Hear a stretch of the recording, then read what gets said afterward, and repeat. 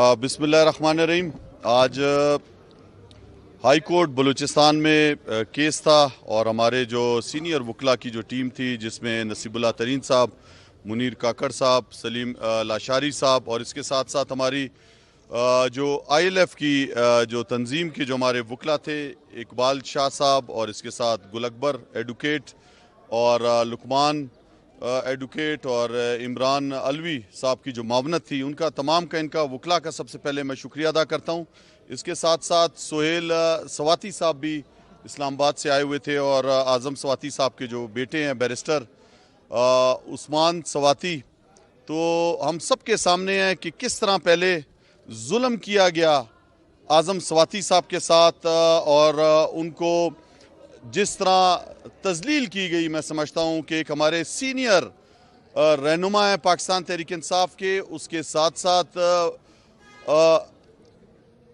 Upper house के senator हैं पाकिस्तान में, सेनेट के मेंबर होते हुए भी जिस तरह उनको पहले उठाया गया, घर में बच्चों के सामने उनको खौफजदा करने के लिए उन पर तशद्दुद किया गया, फिर उनके कपड़े उतार के बरहना करके उनके साथ जुल्म किया गया, फिर जो वीडियो का स्कैंडल जो हुआ जो सबसे शर्मनाक था। मैं समझता हूं कि एक शख्स के ऊपर 75 साल की उम्र पे इस तरह रियासती तशद्दुद हो और इस तरह जुल्म हो, तो वो एक रिएक्शन होता है हर एक का। और उसके बावजूद आपने देखा कि फिर एकदम इज़हारे राय पर जो कदम लगाई गई और जिस तरह फिर उन पर मुकदमात की बारिश की गई, 50 से ज़्यादा मुकदमात कोयटा बलूचिस्तान में 5 मुख्तलिफ शहरों में एकदम मुकदमात हो गए, सिंध के अंदर मुकदमात हुए। तो यहाँ पे क्वैशमेंट की हमने अपील की हुई थी। तो मैं तमाम इन वकला का भी शुक्रिया अदा करता हूँ कि इन्होंने जिस अच्छे तरीके से केस फाइल किया और साबित किया कि ये झूठे मुकदमात हैं, इनकी कोई हैसियत नहीं है। और आज मैं बलूचिस्तान हाई कोर्ट के जस्टिस हाशिम काकड़ साहब का भी शुक्रिया अदा करता हूँ कि आज जिस तरह उन्होंने फैसला दिया, उन्होंने तमाम मुकदमात ख़त्म करने का हुक्म दिया, उन्हें बाइज़्ज़त बरी करने का हुक्म दिया। दूसरे सूबों में भी FIR हुई है, सिंध में भी, वहाँ पे भी उस्मान सवाती साहब ने अपील की हुई है। और अभी मुझे उम्मीद है कि जो बलूचिस्तान हाई कोर्ट का जो फैसला है उसके मुताबिक सिंध में भी जो दूसरे इलाकों में भी जो केसेस हैं वो ख़त्म कर दिए जाएंगे। एक तरफ इमरान खान साहब पर कातलाना हमला हुआ है और वो FIR दर्ज नहीं हो रही, और दूसरी तरफ झूठी FIR 50 से ज़्यादा दर्ज हो चुकी हैं, जो आज के इस फैसले से साबित हो गया है कि वो झूठी FIR थी जो दर्ज हो रही हैं।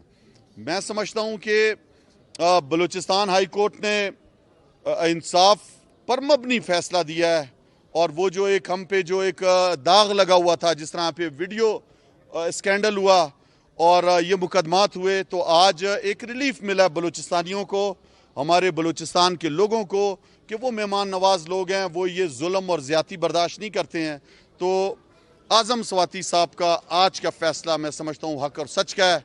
इंसाफ की जंग लड़ रहे हैं, हकीकी आज़ादी की जंग लड़ रहे हैं, और इस जंग में इमरान खान के साथ सर फहरिस्त में खड़े हैं। वो जितना भी डराने की, धमकाने की, खौफजदा करने की जो कोशिशें थी, अल्लाह अल हक है, आज साबित हो गया कि वो नाकाम हो गई हैं और आज़म सवाती साहब आज सुरखरू हुए हैं पूरी कौम के सामने।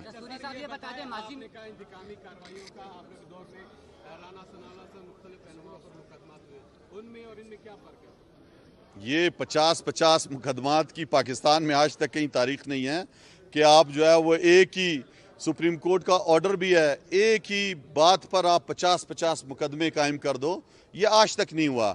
और ये बलूचिस्तान हाई कोर्ट ने आज साबित कर दिया कि झूठे मुकदमे थे।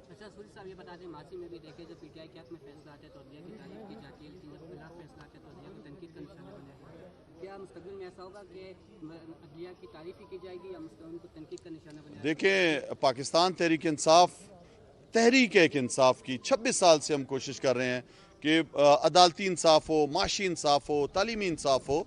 तो ये इंसाफ की तहरीक है और हर उस जुल्म के खिलाफ आवाज़ उठाएंगे जहाँ पे नाइंसाफ़ी होगी, मजलूम के साथ खड़े रहेंगे और जालिम के खिलाफ हक की आवाज़ बुलंद करते रहेंगे। सामने आया है कि जो वज़ीर आला चिप है पंजाब की वो जनरल बाजवा की मीटिंग में मिला तो उन्होंने कहा था कि पीटीआई के साथ मिल जाए, तो आप जनरल बाजवा पे तनकीद भी करते रहे कि उन्होंने रिजीम चेंज। देखें, पाकिस्तान तहरीक इंसाफ की अक्सरियत है वहाँ पे। पाकिस्तान तहरीक इंसाफ ज़मनी इंतखाबात में पंजाब हुकूमत भी पीडीएम की थी, ये जो टोला है, ये जो गुलामों का, इनकी थी। वफाक में इनकी हुकूमत थी। ये जो रिजीम चेंज के बाद ये जो हुकूमत बनी है पीडीएम की, रियासती मशीनरी इनके साथ थी, इलेक्शन कमीशन इनके साथ था। उसके बावजूद अवाम ने पाकिस्तान तहरीक इंसाफ को जिताया और हमारी हुकूमत बनी है। अवाम के जोर से बनी है हुकूमत, ये किसी की मरून मिल्लत नहीं है, ये अवाम के वोटों से बनी है। रियासती मशीनरी के इस्तेमाल के बावजूद, इलेक्शन कमीशन के बावजूद ये हुकूमत जो बनी है अवाम के वोटों से बनी है। आपने देखा कि कौमी असम्बली के भी ज़िमनी इंतखाबात में 9 में से 8 सीटें इमरान खान जीते, जो वर्ल्ड रिकॉर्ड है। किसी भी दुनिया में लीडर ने इतनी ज़्यादा सीटों पर खड़े होकर जीत हासिल नहीं की।